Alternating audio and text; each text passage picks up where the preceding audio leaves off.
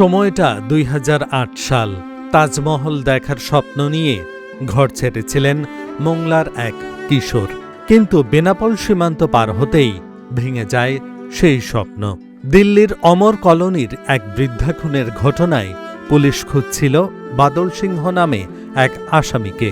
নামের মিল থাকায় কোনো যাচাই বাছাই ছাড়াই গ্রেপ্তার করা হয় বাদল ফরাজিকে। স্রেফ এই নামের বিভ্রাটেই পিষ্ট হয়ে গেছে একটি জীবনের সোনালি 18টি বছর। তাজমহলের মার্বেল ছোঁয়ার বদলে তার জীবনে নেমে আসে তিহার জেলের লোহার শিক।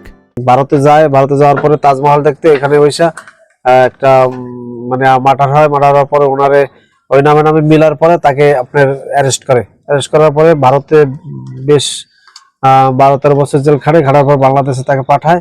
জেলখানা আর কি তাকে রাখা হয়েছে। ছেলের অপেক্ষায় দিন গুনতে গুনতে বাবা আব্দুল খালেক ফরাজি স্ট্রোকে মারা যান। মা শারফাতুন নেসা আজ প্রায় দৃষ্টিহীন। মৃত্যুশয্যায় শুয়েও তিনি খোঁজেন তার নারীছেড়া সন্তানকে। প্রতিবেশীদের একটাই প্রশ্ন, যে অপরাধ সে করেনি তার শাস্তি কেন ভোগ করছে বাদল? বিনার অপরাধে এতদিন আদত কাটে ঝামেলা, আমার কাছে খুব কষ্ট লাগে। কি পাপ করছে কইতে পারি না, যে পাপের কারণে এতদিন ওর আদতে থাকে। মানুষের মার্ডার 14টা করলে তো যাবেই না বাইরে।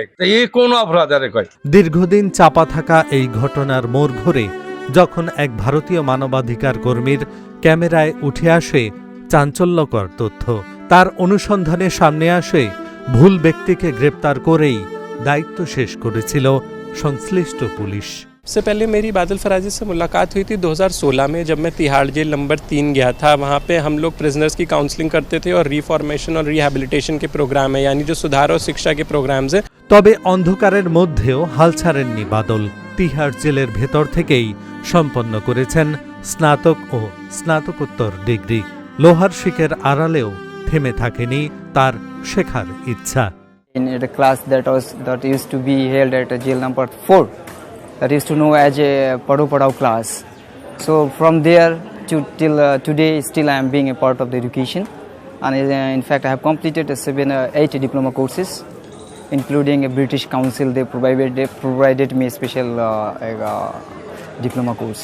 বন্দি বিনিময় চুক্তির আওতায় 2018 সালে তাকে দেশে ফিরিয়ে আনা হয়। কিন্তু বিদেশের কারাগার থেকে দেশের কারাগারে এলেও শেষ হয়নি বন্দিদশা। 18 বছর পেরিয়েও মুক্তির ফাইল আটকে আছে আমলাতান্ত্রিক জটিলতায়। বিনা অপরাধে তাকে ভারতে জেল খেটেছে, এখনো বাংলাদেশে জেল খাটছে। সে 2008 সাল আর আজকে 2026 সাল, এই দীর্ঘ সময় তার উপরে এক ধরনের অত্যাচার করা হয়েছে। মানসিক অত্যাচার, শারীরিক অত্যাচার, তার পরিবারের উপর এক ধরনের অত্যাচার বলে মনে করি। এই যে মানবিক বিবেচনা হলো, বাদল ফরাজিকে এই মুহূর্তে জামিন দেওয়া উচিত বাংলাদেশ সরকারের, এবং তাকে ক্ষতিপূরণ দেওয়া উচিত বলে মনে করি। দিল্লির তিহাড় জেল থেকে কাশিমপুর হাই সিকিউরিটি কারাগার। বাদলের জীবন যেন এক অন্তহীন অন্ধকার যাত্রা। তদন্তের নামে যে ভুল হয়েছিল তার শেষ কি হবে এক পরিবারের অপূর্ণ অপেক্ষায়। ভাই মুক্তি হোক, বাবা মারা গেছে ছেলের শোকে, মা মৃত্যুর পথে আছে, মা অসুস্থ, তাকে দেখতেও আসতে পারে না। 2008 সালে গেছিল ক্লাস 8 পড়ার সময়, আর তারপরে সে ওখানেই জেলের মধ্যে আসা হয়। সে খুব ভালো ছেলে, আপনারা রানীগঞ্জে খোঁজ নিয়ে জানবেন তার জেলের ভিতরে তার ব্যবহার কেরম। জেলের ভিতরে একজন শিক্ষকতার কাজ করতেন। আমার অনুরোধ, আপনারা সবাই আমার খবরটা সরকারের কাছে পৌঁছে দিন। বন্দি বিনিময় চুক্তির মাধ্যমে দেশে ফিরিয়ে আনা হলেও শেষ হয়নি বন্দিদশা।